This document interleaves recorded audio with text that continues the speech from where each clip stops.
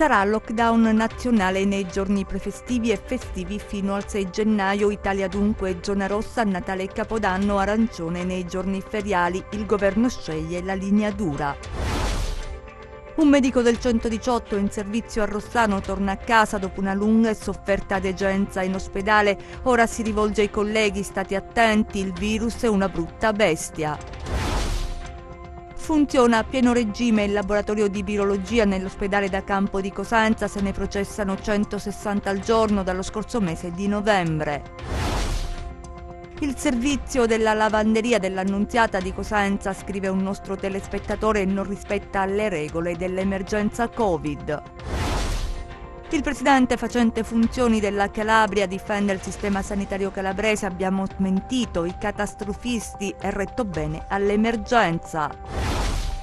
Liberi professionisti calabresi protestano alla Cittadella contro le lungaggini della burocrazia. Serve semplificazione per continuare a lavorare. Ben ritrovati dalla redazione del TG10. Sarà dunque un Natale blindato con sanzioni previste da 400 a 1000 euro per chi viola i divieti. Il governo dunque ha scelto la linea dura. I particolari nel nostro servizio. Alla fine è passata la linea dura. Il decreto Natale prevede il lockdown nazionale nei giorni festivi e prefestivi fino al 6 gennaio e precisamente il 24, il 25, il 26 e il 27 dicembre, dal 31 dicembre 2020 al 3 gennaio 2021, il 5 e il 6 gennaio. In questi giorni resteranno chiusi bar, ristoranti e negozi. Sarà vietata la circolazione per ragioni non essenziali. Nei 4 giorni lavorativi, e cioè il 28, 29 e 30 dicembre e il 4 gennaio, resteranno in vigore le regole della zona arancione. Consentiti gli spostamenti tra piccoli comuni sotto i 5.000 abitanti entro un raggio di 30 km. Si potranno invitare 2 persone senza contare gli under 14. Le misure che il ministro della Salute Roberto Speranza ha definito necessarie in quanto il rischio della terza ondata è concreto, decise dopo un confronto di 5 ore a Palazzo Chigi. E i numeri invitano alla prudenza. Oggi in Calabria si contano 229 contagi. Vediamo. I tamponi effettuati nelle ultime 24 ore in Calabria sono 2.741, in crescita i nuovi contagi. Oggi sono 229 nella regione, in particolare 59 a Cosenza, 23 a Catanzaro, 9 a Crotone, 18 a Vibo Valentia, 120 a Reggio Calabria. Nei reparti si contano 294 ricoveri, 21 in terapia intensiva, 6 i decessi.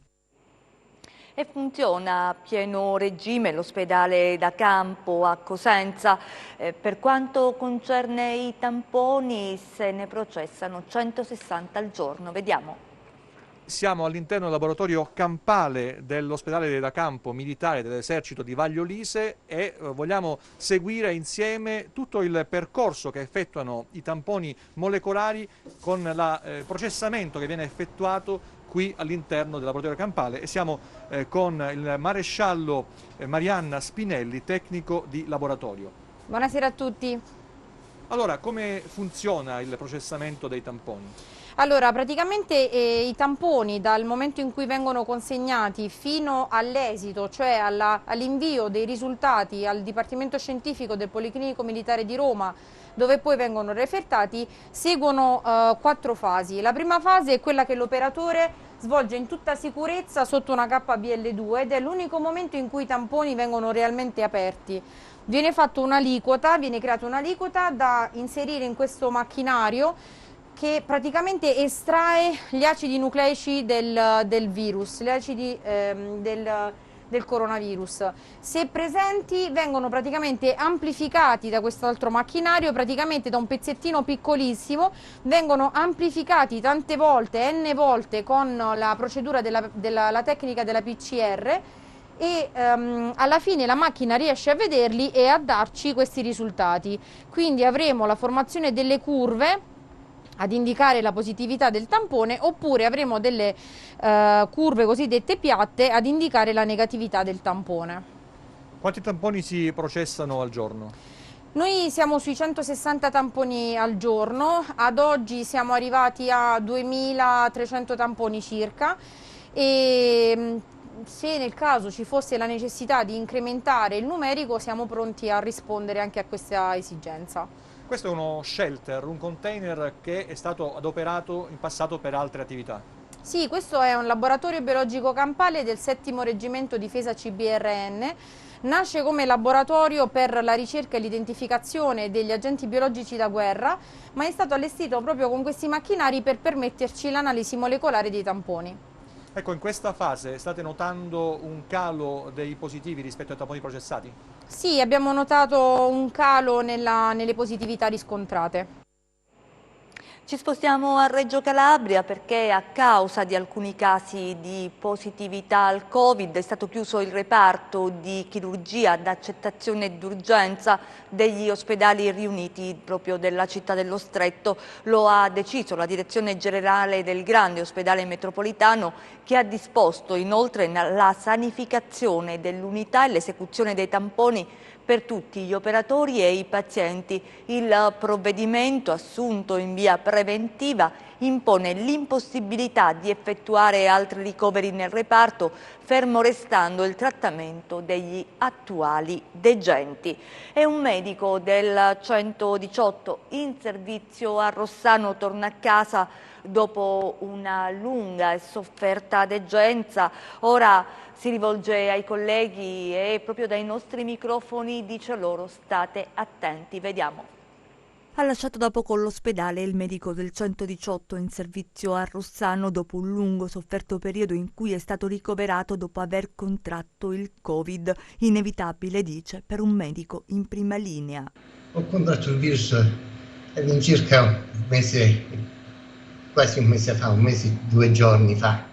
Posso anche dire proprio dove l'ho contratto, perché a questo punto, dato che stavo curando molti casi Covid a casa, come tutti i medici del 118 stanno facendo, perché in prima linea comunque ci sono i medici del 118, e sono stato contagiato e ho lottato seriamente tra la vita e la morte.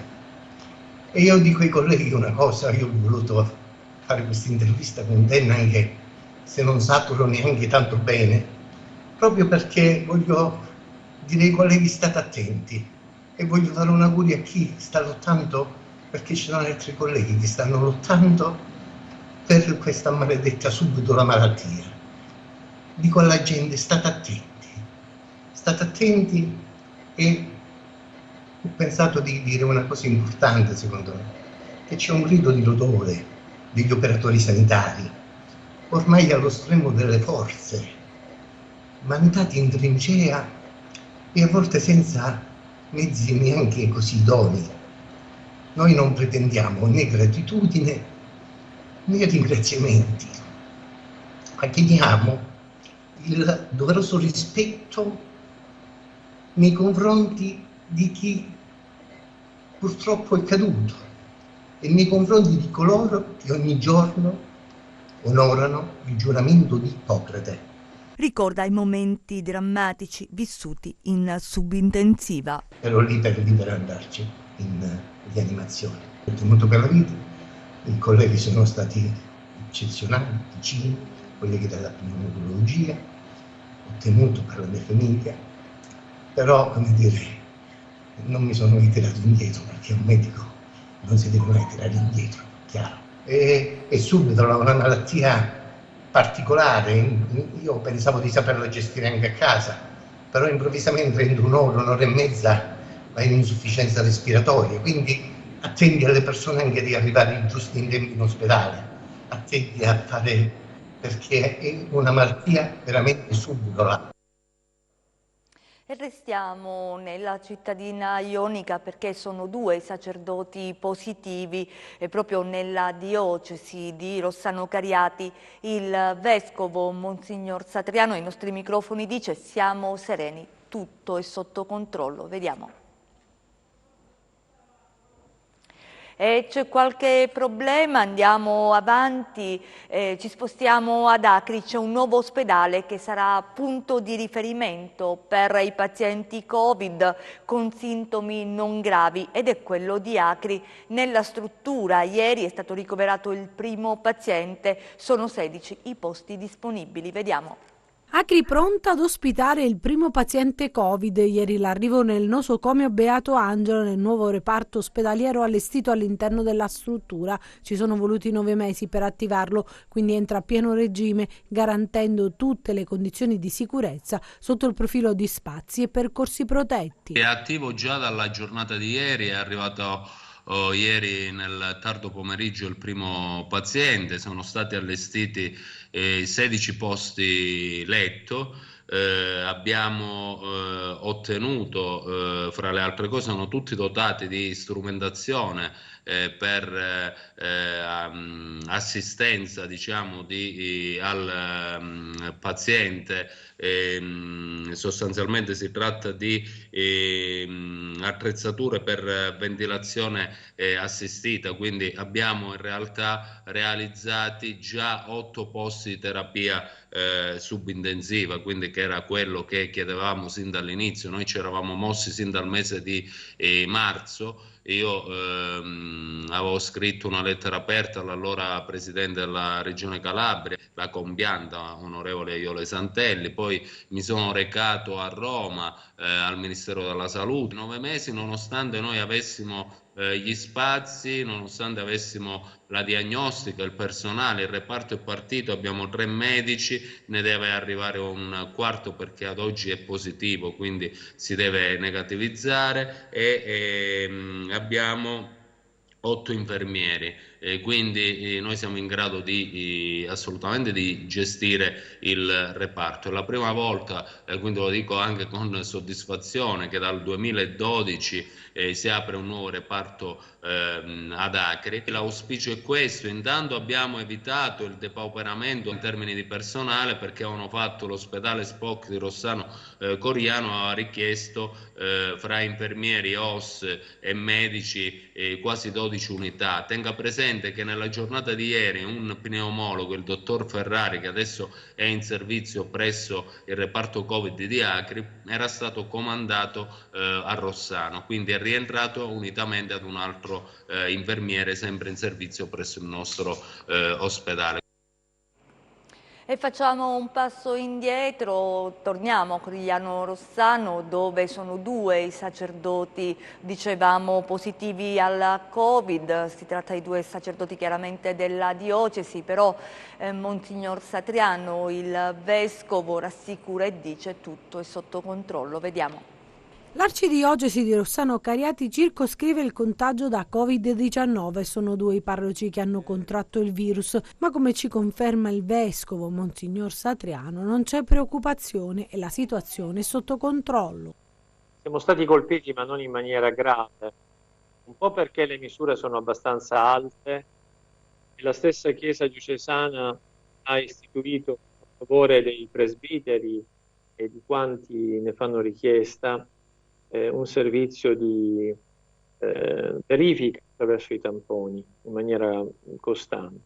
Questo soprattutto per garantire ai nostri sacerdoti che lavorano in mezzo alla gente una serenità in tal senso. 2 sacerdoti sono stati colpiti, ma in maniera lieve, e immediatamente abbiamo isolato subito le chiese, le abbiamo disinfestate e si procede in questi termini. Quindi grossi danni non ne abbiamo avuti e grazie a Dio non sono stati arrecati soprattutto. Ecco. Io credo che bisogna educare la gente a non aver paura, perché la paura non ha mai guarito nessuno e non ha mai eliminato nessun problema, ma educare soprattutto alla prudenza e alla responsabilità nei confronti dell'altro e di se stessi. Quando c'è prudenza e responsabilità c'è convivenza civile, c'è capacità di tenere testa alle problematiche sociali che spesso sul nostro territorio si manifestano in diversi modi. Oggi siamo toccati in maniera, direi, viscerale proprio dalla pandemia. E in questi mesi di emergenza il sistema sanitario calabrese ha retto bene, queste le parole del presidente facente funzioni della Regione Calabria Nino Spirlì in una conferenza stampa. Vediamo.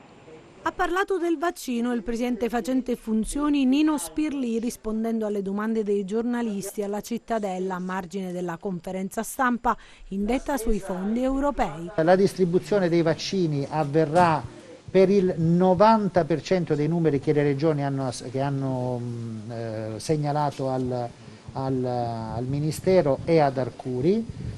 Il tutto avverrà probabilmente già nelle prime settimane di gennaio, se tutto va bene. Noi abbiamo già dato tutta la disponibilità per lo stoccaggio e per i punti di distribuzione. Siamo pronti esattamente come le altre regioni, per cui laddove loro fossero pronti, e speriamo che lo siano, noi siamo assolutamente pronti come sempre. La Calabria ha saputo reagire, secondo Spirlì, nonostante le difficoltà sanitarie durante l'epidemia. La Calabria ha dimostrato in questi mesi una capacità, una potenza veramente di contrasto al virus, forse come poche altre regioni. Quindi io mi auguro che i calabresi, che sono stati e siamo stati, diciamocelo, veramente eccellenti nel comportamento, continuino ad esserlo ancora di più, non si lascino, non si abbandonino all'ansia e soprattutto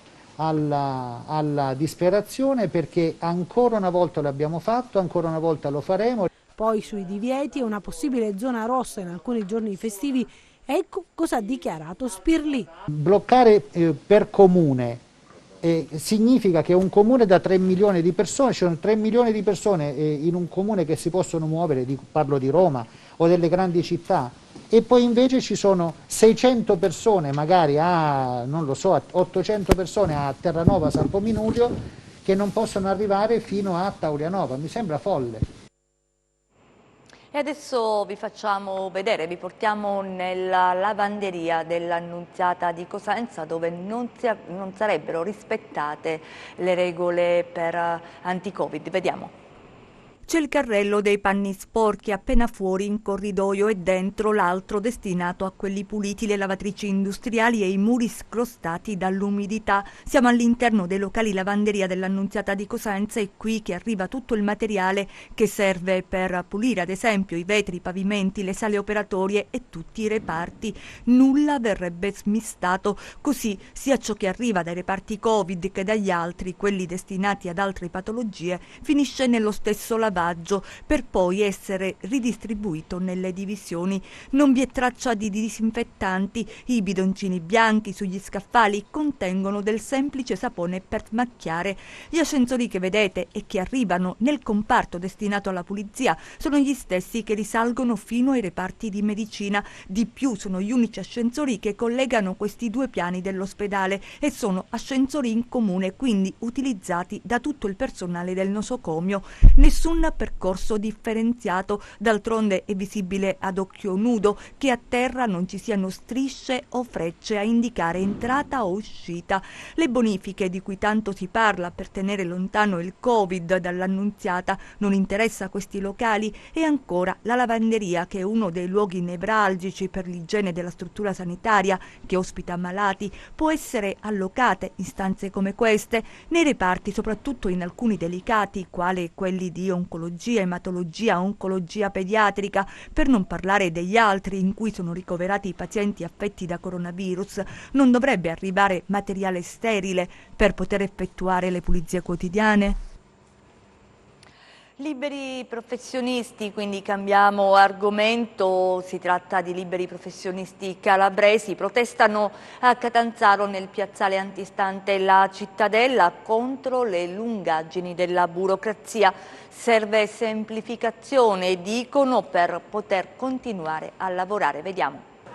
No alle lungaggini della burocrazia e all'inefficienza amministrativa. In piazza a Catanzaro architetti, ingegneri e liberi professionisti. Oggi siamo qua in rappresentanza di tutti gli ingegneri liberi professionisti insieme agli architetti per protestare contro il non funzionamento e il malfunzionamento della piattaforma sismica della Regione. È da tempo che noi abbiamo difficoltà a trasmettere i progetti, quindi la nostra attività giocoforza è sospesa. Noi abbiamo bisogno di lavorare in questo momento particolare che sta vivendo la nazione. I geometri sono al fianco delle altre libere professioni.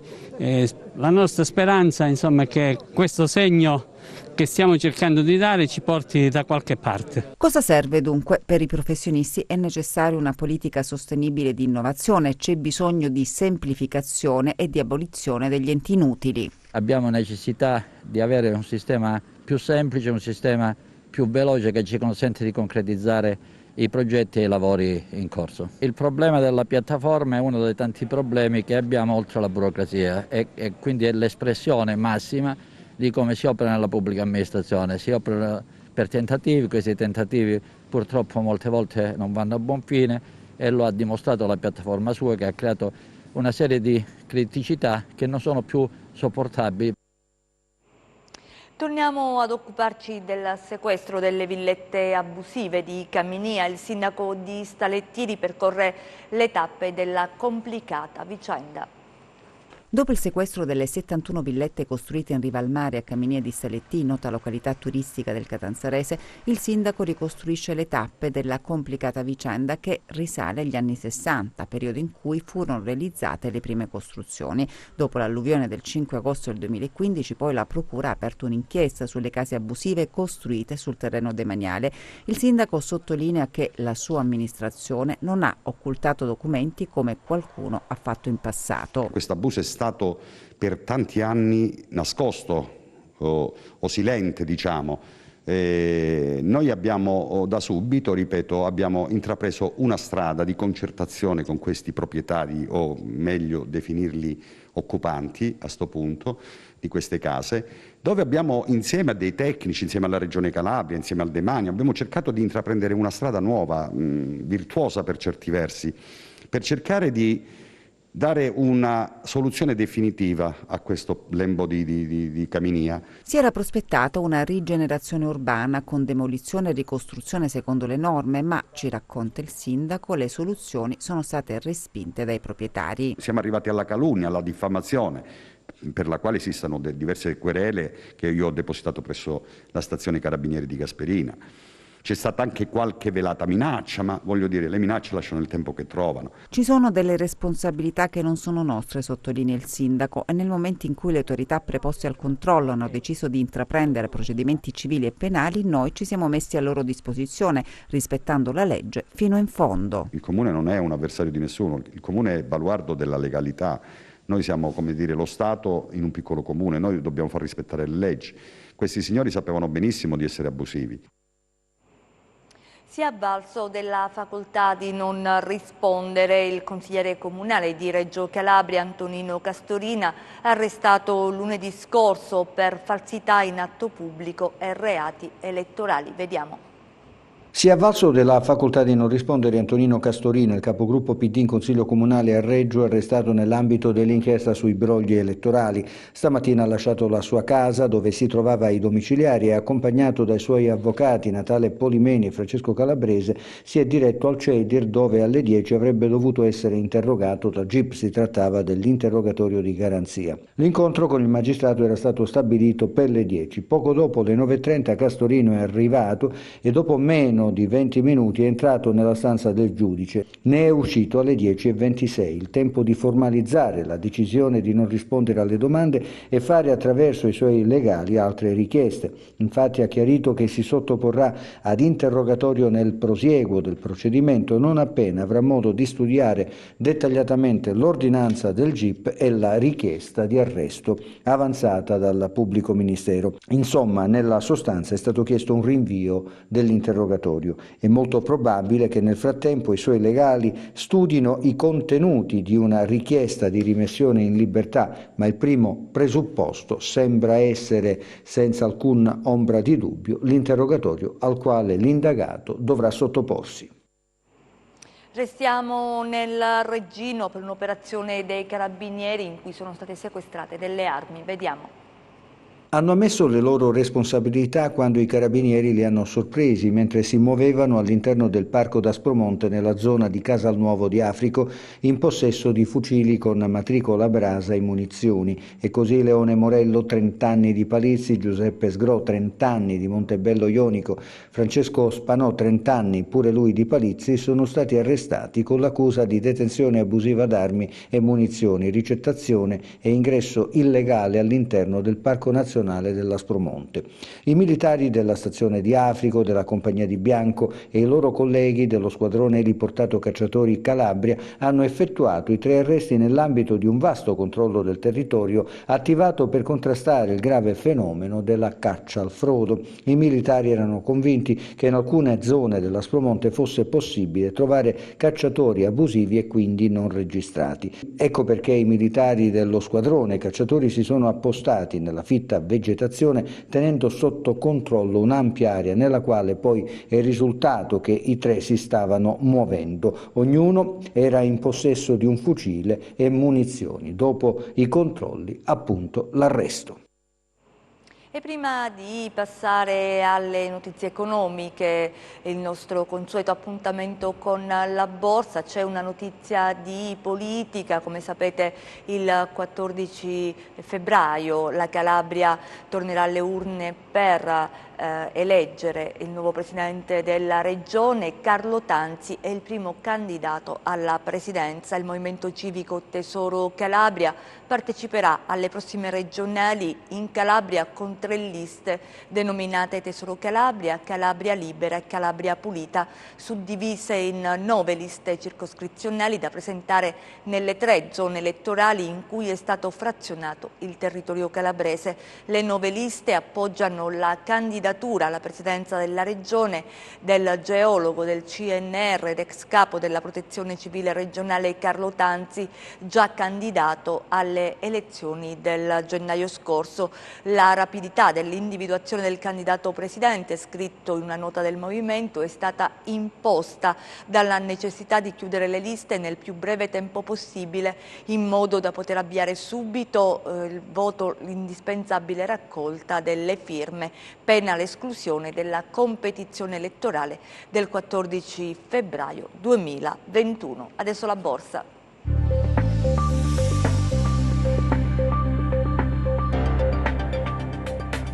Il peggioramento degli indici americani penalizza il finale delle borse europee in un clima appesantito dalle tensioni USA-Cina. Gli operatori restano in attesa di sviluppi sul nuovo piano di stimoli USA dopo le dichiarazioni del leader della maggioranza al Senato, secondo cui un'intesa bipartisan è vicina. In Europa il focus è sui negoziati fra UE e UK per la Brexit, con le parti che parlano di progressi significativi ma anche di grandi divergenze difficili da ricomporre, mantenendo elevata la probabilità di un divorzio senza accordo. Speranze per quanto riguarda invece i vaccini, con l'EMA che valuterà quello di Pfizer il 21 dicembre e ha anticipato al 6 gennaio la valutazione su quello di Moderna. Sul fronte macro l'indice IFO sulla fiducia delle aziende tedesche si è attestato a 92,1 punti, in aumento rispetto al mese precedente e oltre le attese che lo vedevano a 90 punti. Anche l'indicatore relativo alle aspettative di business, pari a 92,8 punti, è superiore al dato di novembre che si era attestato a 91,8 e al consensus di 92,5.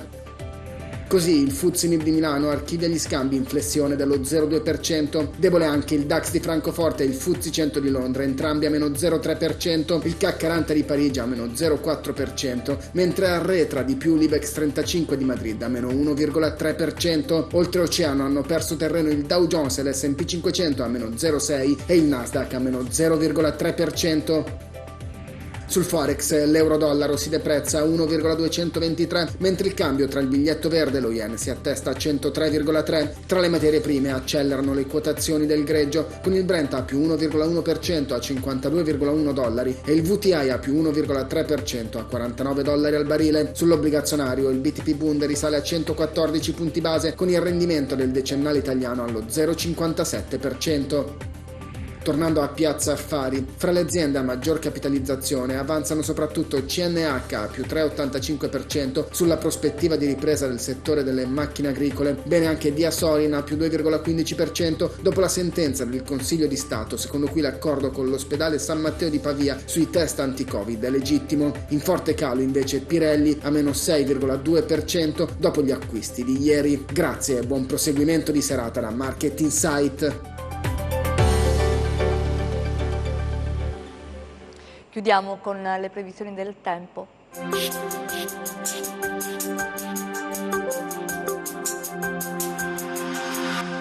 Ben ritrovati da Meteo in Calabria. L'approssimarsi di un blando minimo depressionario in scorrimento sul Nord Africa verso il basso canale di Sicilia apporterà condizioni di variabilità in accentuazione sulla Calabria in vista del fine settimana. Domani cielo irregolarmente nuvoloso su tutta la regione, con possibili isolati piovaschi sul Reggino, Ionico ed interno. Temperature in diminuzione nei valori massimi.